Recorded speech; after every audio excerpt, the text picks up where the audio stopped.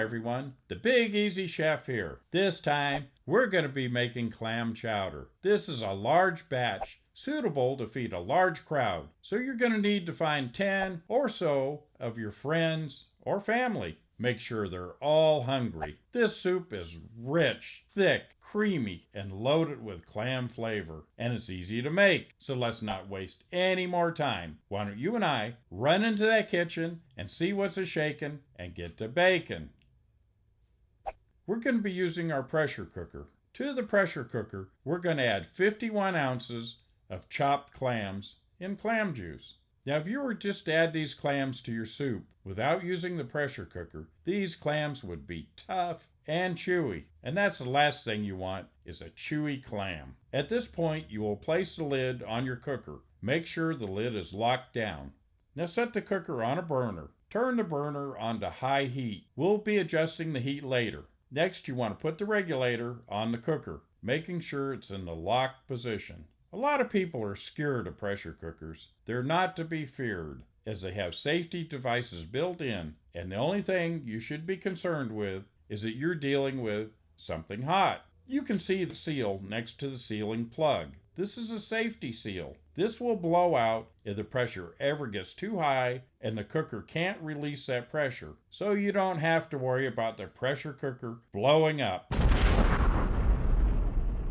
You can see the steam coming out of the pot next to the safety seal. Now this seal will pop up and close once the cooker comes to the proper pressure. The regulator will dance around, releasing the steam coming out of your cooker, keeping the cooker at the proper pressure, which with this cooker is 15 pounds. Once the pressure cooker comes to pressure, we'll be adjusting the heat to keep the regulator dancing. When this happens, we'll be cooking our clams for 12 minutes under pressure, and then after the 12 minutes, we'll turn the burner off. Okay, while the pressure cooker is cooking our clams, this would be a good time to start preparing our vegetables. So start with a large sweet onion. A yellow onion would work fine also. Peel the onion. We are only going to be using half of this onion. With the onion peeled, cut the hard root part out. You want to chop this onion into somewhat small pieces. Okay, set the onion aside for now. Next, you'll need a large red bell pepper. Rinse off the pepper with some cool water and dry the pepper. Now, start with cutting the top and bottom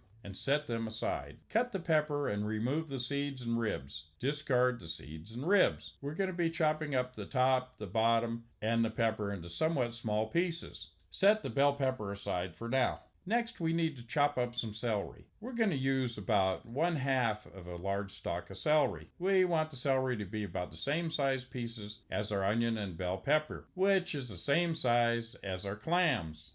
Now we want a bunch of parsley. Rinse the parsley off with cool water. Using some scissors, cut the ends of the parsley off. Try not to get too much of the stems. With most of the ends cut off, go through the parsley and pick out any stems. Now we want to chop up the parsley. Chop it up into somewhat small pieces. Okay, with the parsley chopped, set it aside for now. In a large skillet, place your onions, bell pepper, and celery. Turn the burner to medium heat. Add some kosher salt, about a couple teaspoons. The salt will cause the moisture to cook out of the mixture. Give this a good stir as the mixture cooks. Make sure nothing is sticking to the skillet. Now we can see the steam coming off of our mixture. And now the steam has stopped, and our onions, peppers, and celery are done. This mixture is going to be full of flavor, just what we want in our chowder. In a large skillet, set the burner to medium heat. Add 3/4 cup of unsalted butter, 1 1/2 sticks. With the butter melted, dump in 3/4 cup of all-purpose flour.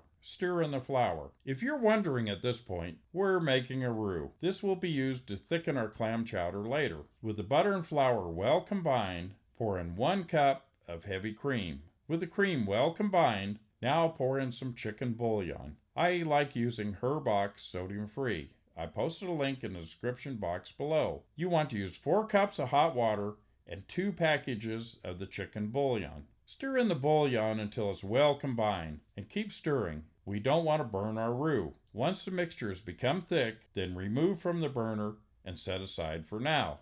Take 4 large russet potatoes. Peel the potatoes and cut them into bite-sized cubes. Place the potatoes in a pot. Add water to cover these potatoes. Now throw in a little salt, pepper, and some butter to give these potatoes some flavor. And place the pot on a burner. Cook on medium heat. You just want to cook these potatoes until they're nice and tender. Now we're going to prepare some turnips. You want to use about 4 large turnips. And like the potatoes, we're going to peel them and cut the turnips into bite-sized pieces. And then add the turnips to a large pot of water. Throw in some kosher salt, black pepper, and unsalted butter. Place on a burner. Turn the burner to medium heat and cook until the turnips are tender. Okay, now it's been 12 minutes. Our clams have been cooking under pressure for that 12 minutes, and we're turning off the burner. And we need to let the cooker set until the pressure is gone. It took 16 minutes for all the pressure to be released from the cooker. You can see the stopper has dropped down, so we can safely remove the pressure regulator. Now you want to be careful when removing the regulator, as there will be some residual steam coming out from the pot. A towel or an oven mitt would be a good idea to cover your hand. Hot steam can give you a very bad burn. Okay, now this is the point where we're going to be needing a really large pot. Place the pot on a burner and turn the burner to medium-high. To the pot, add your onion, pepper, celery mixture. Now dump in our clams and juice that has been cooked in a pressure cooker. Oh, these clams are tender and full of flavor. This is the one thing that's going to add the flavor we need to our clam chowder. We're going to be adding chicken bouillon. You want to use 4 cups of hot water and 2 packages of chicken bouillon. This is going to add a nice subtle background flavor to this chowder. Okay, we're at the point now where we need to add a little seasoning to our mixture. Throw in 2 teaspoons kosher salt, 1 teaspoon of fresh ground black pepper. Okay, now we're adding that chopped parsley. Save back a 1/4 cup for garnish. Give our mixture a good stir. It's starting to look like something at this point. Okay, to make this chowder nice and creamy, pour in 1/2 gallon of half and half, saving back 1/2 cup. Now it's time to add our roux to this chowder. So pour in the roux. This roux is going to thicken the chowder, making it thick and creamy. Give our chowder a good stir to incorporate that roux. Mix it well at this point. This would be a good time to take a taste of the chowder and see if it needs any adjustments with the seasonings. And after a taste, we're right on track with our ingredients. No adjustments required. Stir your chowder often, as you don't want it burning on the bottom. Okay, now you remember those turnips and potatoes that we peeled, cubed, and cooked? Add the turnips to the chowder. Now it's time to add those potatoes also. Just dump them into your large pot of chowder. Okay, now with the chowder simmering, we want to stir the chowder. You can see those tasty ingredients in this chowder, and it's almost done. This chowder has been simmering for 20 minutes, and it isn't thick enough. So in a bowl, I've added 1/4 cup of cornstarch and a 1/2 cup of half and half that we saved. Make sure to mix it well. This will thicken the chowder to the perfect thickness. Clam chowder is all about the flavor and the perfect thickness. After adding the cornstarch, allow the chowder to simmer for at least 10 more minutes and check it again for thickness. The chowder will thicken more the longer it sets. If the chowder becomes too thick, then it can be thinned with some whole milk. Okay, this chowder is done. You can see those ingredients and the thickness of the chowder. It's a true masterpiece. It's time to get a hold of those 10+ friends or family members. Get on the phone and give them a call and tell them soup's on. Okay, so there you have it.